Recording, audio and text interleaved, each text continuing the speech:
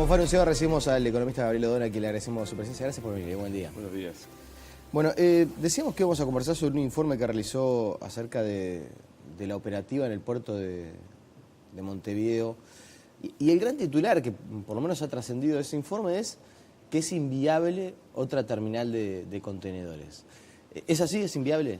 Te agradezco la pregunta porque ese titular de alguna manera extrae una conclusión que el informe no lo maneja con esa contundencia. El informe lo que simplemente hace es poner sobre la mesa un conjunto de elementos numéricos, comparados, que conjetura que hay que estudiar más para poder dar una respuesta a esa pregunta. Esto es, si hay oportunidad o no, o hay espacio o no para una segunda terminal de contenedores. Lo que simplemente dice es que cuando uno mira los números de otros puertos, uno tendría evidencia de que la escala operativa del puerto de Montevideo no estaría en el nivel suficiente como para alojar una segunda terminal, pero en ningún caso el informe concluye de manera rotunda, como tú acabas de afirmar, claro, que no hay un espacio para la segunda terminal. A ver si entiendo entonces. Habría que afinar mucho más los números. Correcto, para poder tomar a ciencia cierta una determinación acerca de si es viable o no. Correcto. Para poder dar una respuesta más acertada a esa pregunta de si hay espacio o no para una segunda terminal de contenedores, habría que hacer un cálculo de lo que se conoce como la escala mínima eficiente de una terminal portuaria del puerto de Montevideo. Ese cálculo no está hecho y, por lo tanto, la recomendación del informe es hacerla. Lo que simplemente hace el informe es comparar otros puertos que tienen una o dos o tres terminales y encontrar cuál es la escala sobre la cual operan esas terminales y mostrar que el puerto de Montevideo no tiene volumen como para alojar dos terminales cuando se lo compara con otros puertos similares. Pero la respuesta contundente a esa pregunta requiere un estudio que no está hecho. Claro, aparte lo que uno puede llegar a pensar también es que estas decisiones de las eventuales ampliaciones de servicios y de capacidades operativas no se toman sobre un número coyuntural en un momento dado, sino que se hacen proyecciones a mediano y largo plazo porque son inversiones justamente de varias décadas y que el reembolso para quienes lo hacen no es automático. Entonces, desde ese punto de vista, habría que proyectar un poco más también, ¿no? El trabajo lo que hace es precisamente recomendar un conjunto de estudios que habría que realizar, entre otras cosas entender si el mercado de tránsito y transbordo que se hace en el puerto de Montevideo es igual o es diferente al mercado de exportador-importador. El tránsito y transbordo es la mercadería que no tiene origen destino Uruguay, sino que simplemente lo que hace es pivotear sobre Uruguay o sobre Montevideo para ir a la región. Entonces, ese es un mercado que se puede tratar como un único mercado, el de exportación e importación, el mercado de tránsito y transbordo, son mercados distintos. Esa es una pregunta que debería ser respondida por un estudio a cargo de las autoridades. La segunda es, ¿cuál es la escala mínima eficiente de una terminal portuaria de Montevideo? Es un cálculo que hay que hacer para poder proyectar inversiones. Lo tercero es tener claro cuáles son los efectos de la competencia dentro del puerto versus la competencia entre el puerto de Montevideo y el puerto de Buenos Aires. O sea, hay un conjunto de recomendaciones que el trabajo hace a los efectos de poder tener una visión más clara de los próximos 20, 30 años del puerto de Montevideo para alojar inversiones. De hecho, si uno mira lo que ha ocurrido en Uruguay del 92 a la fecha, es precisamente haber tenido un plan más o menos consistente aplicado a lo largo del tiempo que le ha permitido al puerto de Montevideo conformarse en uno de los puertos más importantes de la región. Solamente para tener claro, el puerto, más de la mitad, el 60% de la carga que pasa por el puerto de Montevideo es tránsito y transbordo. Es carga, o sea, no queda en Uruguay. No queda en Uruguay. Eso es muy importante para Uruguay porque un conjunto de costos fijos que el puerto soporta son pagados por carga que no tiene origen destino uruguayo. Y por lo tanto las exportaciones e importaciones uruguayas son más baratas gracias a ese subsidio cruzado que el tránsito y transbordo da. O sea que en realidad eso es gracias a un conjunto de acciones que se han tomado desde los años 90 y se han continuado a lo largo de muchas administraciones a los efectos de volver al puerto de Montevideo más eficiente y más competitivo en la región. Cuando habla de eficiencia, ¿hay mucho para mejorar? Bueno, en realidad el puerto de Montevideo, si uno lo compara con lo que era hace 30 años atrás, las mejoras han sido sustantivas. De hecho, la captación de carga que tiene el puerto de Montevideo en relación a la región es extraordinaria. El tránsito y transbordo se multiplicó por 4 en los últimos 8 o 9 años, lo cual demuestra que el puerto de Montevideo es un puerto bien competitivo en la región. De hecho, la carga que captura el puerto de Montevideo ha crecido más que la carga que captura Buenos Aires y Río Grande, mostrando un incremento de la participación. Lo que Uruguay ha hecho es tener una agenda más o menos clara portuaria que nos ha traído hasta acá, en esta mejora de competitividad regional. Lo que parece estar ahora siendo necesario para mejorar eficiencia y seguir siendo competitivo es trazar esta nueva agenda de trabajos o de investigaciones para poder alojar respuestas a este tipo de preguntas de manera tal que favorezcan la inversión. O sea que falta estudio. Falta seguir trabajando en la dirección que se ha hecho en los últimos 20 años. Es una etapa de renovación de la agenda de trabajo de la Administración de Puertos o en general del tema portuario, y ese es el punto más importante. Y muchas veces, yo me acuerdo cuando estuvo instalada la decisión del puerto de Aguas Profundas en el departamento de Rocha, en el pasado periodo de gobierno, es como que en Uruguay cuesta tomar esas decisiones. Nos vamos años enfrascando en discusiones, y uno veía que en Brasil habilitaban un puerto muy cerca de Uruguay que podía llegar a competir con el puerto de Montevideo. Argentina hacía algo similar allí en la provincia de Buenos Aires. ¿Tenemos que ser más ágiles al momento de tomar decisiones?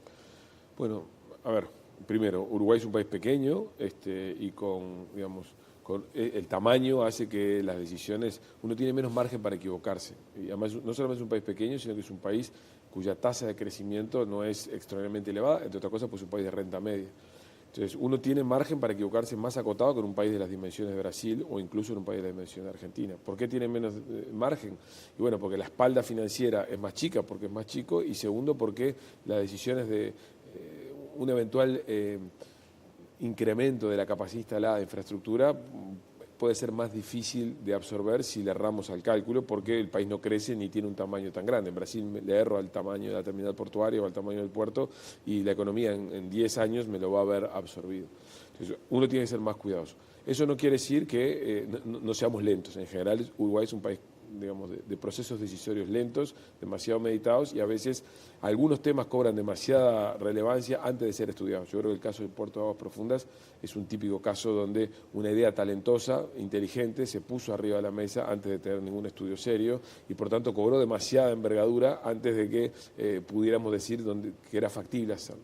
Hay razones para pensar que Uruguay tiene buenas oportunidades estratégicas de desarrollar ese puerto, pero también al mismo tiempo hay que ser muy cuidadoso, porque para que el puerto funcione, pensemos un puerto como si fuera un centro comercial. Un centro comercial tiene tiendas ancla, como puede ser en Montevideo Shopping, tienda inglesa, o lo que puede ser otra empresa grande.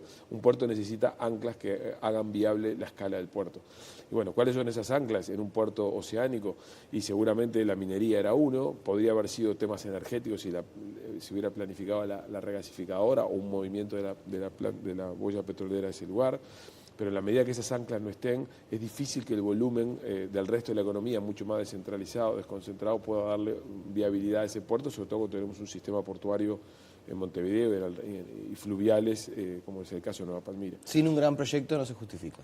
Sin un gran proyecto no se justifica, y aunque no debemos dejar de pensar de que un puerto de Aguas Profundas a Uruguay le permitiría tener un puerto en un lugar donde no hay navegación con decisiones compartidas con otro país. Todos los canales de acceso al Río de la Plata suponen negociar con Argentina. Un puerto de Aguas Profundas supondría evitarse eso, por lo tanto a mediano plazo sigue siendo, desde el punto de vista geopolítico y estratégico, una buena idea, pero parecería ser que hoy, en ausencia de estudios más profundos, es un proyecto que todavía queda lejos para Uruguay. Voy a aprovechar su presencia para conversar brevemente de algunos otros asuntos. ¿Sabe que estaba repasando?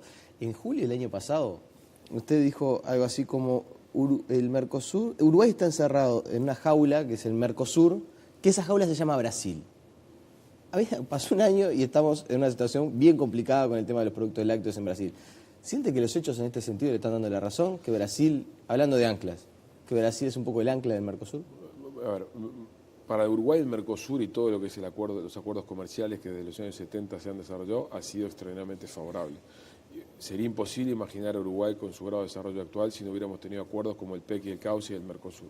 El Mercosur ha sido muy útil para Uruguay hasta principios de la década del siglo XXI, o sea, hasta 2004, 2005. Después de ese momento el Mercosur, por razones muy profundas, es difícil que le siga agregando dinamismo a Uruguay. No quiere decir que no le aporte, quiere decir que la probabilidad de que el Mercosur siga siendo una fuente de dinamismo para Uruguay en el mismo sentido que lo fue en los 30 años previos es baja. Quiere decir eso que el Mercosur es una restricción para el crecimiento. ¿Eso quiere decir que Uruguay se tenga que ausentar o romper con el Mercosur? Difícil, porque hay muchas industrias y muchas actividades que dependen crucialmente del Mercosur. Una de ellas, los lácteos, pero no solamente. Ahora, el problema que tenemos aquí es que el principal líder de la región, o el país más grande de la región, es un país que en términos per cápita es más pobre que Uruguay. y por tanto no hay ninguna decisión que el país más grande y por tanto más potente de la región vaya a encaminarse hacia una decisión generosa hacia los países chicos, entre otras cosas porque Uruguay es más rico que Brasil en términos per cápita. Por tanto, Brasil tiene una agenda propia muy compleja interna que la va a priorizar siempre en cada instante que necesite, y eso a Uruguay en el estado de desarrollo que está, en el estado de desarrollo del Mercosur, no le va a permitir aprovechar nuevas oportunidades. Entonces Uruguay lo que tiene que tener claro es que tenemos un socio estratégico que tiene una agenda muy compleja, que además tiene una situación política muy compleja en su interior y que toda su agenda va a estar dominada por sus aspectos internos, y eso va a suponer que va a haber N decisiones con coletazos para un país como Uruguay, donde no es una voluntad de hacerle daño a Uruguay, sino que están resolviendo problemas domésticos, y eso es lo que lo debe llevar a Uruguay, es a decir, bueno, sin pelearnos, ¿de qué manera gano flexibilidad? Sin irme del barrio, ¿de qué manera compro una salida hacia la región? Uruguay no lo van a expulsar del Mercosur, es el país probablemente más estable, más serio en todos los sentidos que uno pueda tomar de la región, y por lo tanto Uruguay es un jugador clave del Mercosur. Eso lo mejor sería un camino a la chilena, esto de tener una asociación comercial firme y de repente la libertad de poder negociar otros acuerdos. Yo diría, ese es un camino que hay un conjunto de aspectos que nos dejaría fuera, por ejemplo, temas de regla de origen, temas de arancel externo, nos dejaría fuera de ir por el camino chileno. Yo antes de ir a un camino de ese tipo, creo que lo que sería necesario es jugar más borderline. ¿Qué quiere decir jugar más borderline?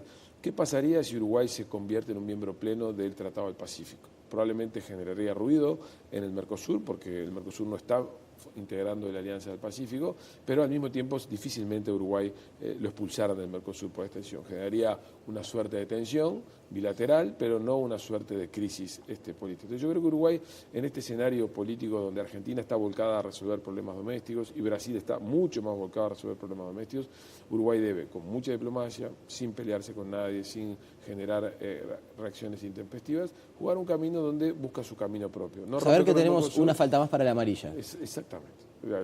Yo creo que Uruguay tiene espacio para hacer cosas, como las hace Argentina y Brasil, que están borderline de lo que es la violación de tratados que están firmados. Hoy el arancel externo común del Mercosur no existe, tiene N perforaciones y por lo tanto no tiene mucho sentido pensar que estamos en una zona de libre comercio, estamos en una unión aduanera. El camino que Uruguay tiene que recorrer es ese. Tengo la sensación de que la Cancillería, desde que asumió el canciller Nino Boa, es lo que está haciendo en silencio, que estas cosas se suelen hacer en silencio y sin mucho aspaviento, porque si uno explicita cuál es su camino es más costoso. Tengo la sensación que es así y creo que es el camino que hay que profundizar y tal vez hacerlo con un poco más de decisión que lo hemos venido haciendo. Hay una pregunta que también planteaban aquel entonces usted y que a mí me parece muy pertinente, y es, no hay que pensar qué hacer con el Mercosur, sino qué hacer. Exactamente. ¿No? Y ahí un poco iba la respuesta. Exactamente.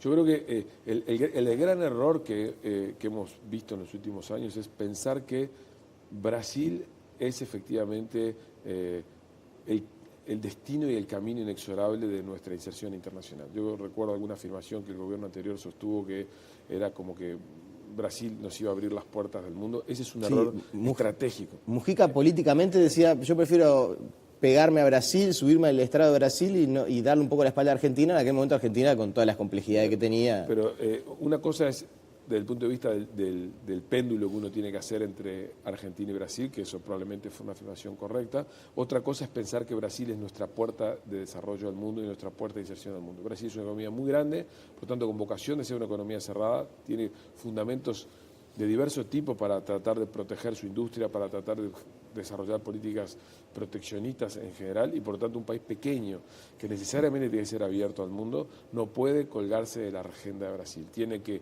no pelearse, tiene que permanecer negociando cosas con Brasil porque es su segundo socio comercial, pero al mismo tiempo tiene que tener su camino propio. Ese es el desafío que Uruguay tiene por delante. Es fácil Esa de frase decir, me parece muy... Es fácil de decir, es muy difícil de implementar, pero creo que ese es el camino, que yo creo que eso es lo que es distinto de los últimos 30 años. Si uno se planta en los años 70 o en los años 90, por la vocación que Brasil tenía y por las relaciones internacionales que Brasil estaba desarrollando, probablemente la estrategia de pegarse a Brasil y Argentina era el camino. Las condiciones cambiaron a partir de la crisis del 99, del 2001-2002, y lo que nos ha costado, o nos ha tardado un tiempo, es entender que esas condiciones cambiaron y que lo que hay que hacer simplemente es repensar cómo nos vamos a insertar internacionalmente. No pelearse con el Mercosur, no irse del Mercosur. Hay un tercio del empleo industrial de este país depende del Mercosur, pero al mismo tiempo no quedar atrapados en esa jaula con una agenda tan internista como la que tiene el Mercosur hoy asociado a los diversos temas de agenda compleja que tiene Brasil. Solamente un ejemplo. Brasil es uno de los pocos países del mundo que para mover mercancías a su interior paga impuestos de movimiento entre estados. O sea, Brasil tiene una agenda de modernización tributaria, de modernización comercial tan grande por delante que no parece razonable pegarse 100% a la agenda de ese país. Parece razonable mantener lo que tenemos, pero no esperar que los próximos 20 años de crecimiento y de desarrollo comercial van a estar asociados a la agenda brasileña. Esa es la idea. Bien, la última. ¿Le sorprendió el desempeño de la economía uruguaya en este año? Bueno, sí, a ver, habiendo conocido lo que ha pasado en Argentina, tiene una explicación, pero pensábamos a principios del año y sobre todo el año pasado que el rebote iba a ser menos intenso. O sea, la economía uruguaya va a crecer en torno al 3%, es un claro escenario de crecimiento en relación a lo que teníamos hace un año y medio atrás, cuando crecíamos 1,5, cuando estábamos creciendo casi 0, y un mejor dato que lo que crecimos el año pasado, que fue 1,5.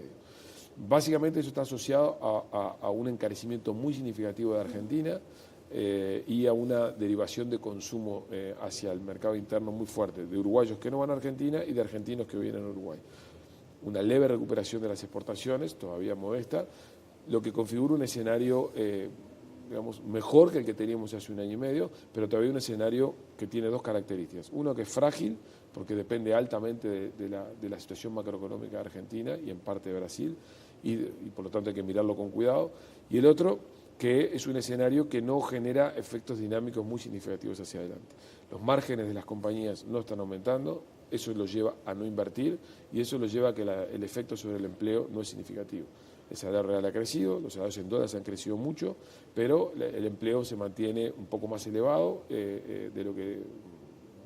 El desempleo, perdón, se mantiene un poco más elevado de lo que veníamos teniendo y eso no va a mejorar en el corto plazo. O sea que hay una suerte de rebote, de mejora respecto a hace un año y medio, pero la situación es frágil y sobre todo lo que vamos a encontrar es que tanto, sobre todo los empresarios, no están más optimistas que hace un año y medio, pero no están eufóricos como lo estaban hace unos años atrás, producto que los márgenes, esto es las ganancias de las compañías no son elevadas, los costos en dólares son muy elevados y eso afecta sobre todo al sector agropecuario, al sector transable internacionalmente, donde las inversiones están un poco detenidas. ¿Y el escenario que podemos proyectar? Si se mantiene la situación en Argentina, si no aparece un cisne negro, como le dicen en Argentina, vamos a venir bien. Yo creo que tenemos un año, este va a ser un año de crecimiento en torno al 3, el año que viene también un crecimiento en torno al 3, un escenario de estabilidad macro, sin sorpresas significativas, con una inflación que se va a estabilizar en torno al 7%, pero un escenario que, insisto, que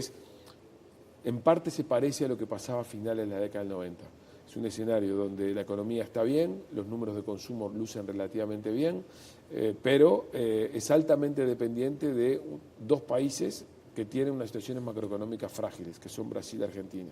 Brasil y Argentina tienen elevados déficits fiscales y tienen que resolver ese problema. Por ahora el mundo, con tasas de interés bajas y con un dólar que todavía no es muy caro, le da chances de recibir capitales para financiar esos déficits. Por lo tanto, si esto se prolongara 2 o 3 años más, Uruguay va a tener una transición moderada hacia un crecimiento, a consolidar esta tasa de 3%, pero no volviendo a los niveles de crecimiento que teníamos hace unos años atrás, pero tampoco alejándonos del estancamiento. Ahora, insisto, esto es altamente dependiente de dos economías que tienen una agenda muy compleja de temas para resolver y que las dos tienen trancazos políticos de distinta envergadura, pero trancazos políticos. Sí, en Argentina hay elecciones. Una cosa es si Cristina Fernández de Kirchner tiene un buen resultado y otra cosa si no lo tiene. Y Brasil tiene un año electoral el año que viene y por lo tanto tiene una alta incertidumbre de cómo despejan los temas de la reforma previsional, de la reforma del sistema financiero. Yo creo que tenemos por delante buenos años respecto de lo que es la historia del Uruguay, pero no años tan buenos como los que vimos en la última década. ¿Y estos buenos años que se vienen sirve para prolijar un poco el tema del déficit fiscal? Bueno, deberían servir para mejorarlo. El tema es que entramos en un escenario de escenario electoral. Estamos es difícil introducir mejoras significativas en estos momentos. Y sobre todo creo que no hay, este gobierno no tiene un mandato político de alguna manera explícito para rebajar el déficit fiscal y llevarlo a niveles muy bajos. Más bien el mandato político que tiene es mantengamos la situación macroeconómica como está, que no se desordene y sigamos con un escenario fiscal como este, que más allá de la meta del gobierno, que es llevarlo a un déficit de 2,5% del producto al final del periodo, creemos nosotros que no va a llegar y se va a mantener estable los niveles actuales, que es un nivel alto, pero que en el mundo, en el estado que está hoy, con los flujos de capitales, cómo se mueven y con el nivel de tasa de interés a nivel global, le permite a Uruguay tener chance de seguirlo financiando. Gabriel O'Donnell, le agradecemos su presencia esta mañana. Muchas gracias por la invitación. La pausa y seguimos con muchas más noticias.